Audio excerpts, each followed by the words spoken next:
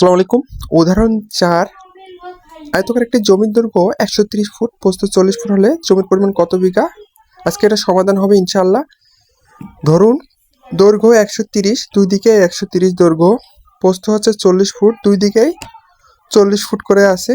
তাহলে এখন আমাদেরকে বের করতে হবে এইখানে জমি কত শতক আছে বা কত বিঘা আছে। যেহেতু আমরা বিঘা বের করব, আমাদেরকে বিঘা সূত্র অনুযায়ী এখানে কাজ করতে হবে। তো আমরা এখানে বিঘার সূত্র অনুযায়ী কাজ করব।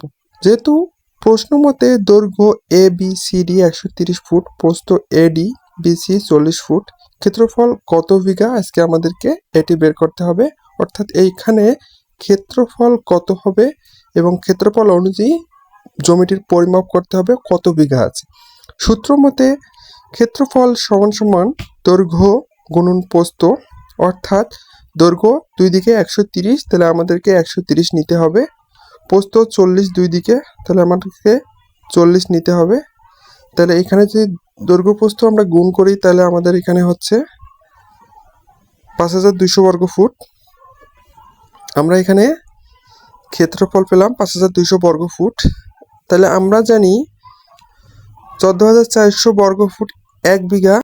এখন যেহেতু আমরা বিঘা বের করব, সেহেতু 14400 বর্গ ফুট দ্বারা আমরা যে ক্ষেত্রফলটি পেয়েছি এই ক্ষেত্রফলকে ভাগ দিব। অর্থাৎ 14400 বর্গ ফুট দ্বারা 5200 বর্গ ফুটকে আমরা ভাগ করব। এখন এখানে বিষয় হচ্ছে 5200 বর্গ ফুট ছোট এবং 14400 বর্গ ফুট বড়। আমরা 5200 বর্গ ফুট দ্বারা 14400 বর্গ ফুটকে ভাগ দিলে কেমন হয়? না, এটা করা যাবে না। যেহেতু আমরা বিঘা বের করব, বিঘায় 14400 বর্গ ফুট 1 বিঘা হয়। যেহেতু আমাদেরকে ক্ষেত্রফল থেকে জমিটি কত শতাংশ এটা বের করতে হবে, সেহেতু আমাদেরকে 14400 বর্গ ফুট দ্বারাকে 52কে ভাগ দিতে হবে। সেহেতু আমরা 5200কে ভাগ দিলাম। ভাগ দেওয়ার পর কিন্তু আমাদের সামনে জমি আসলো 0.361 বিঘা।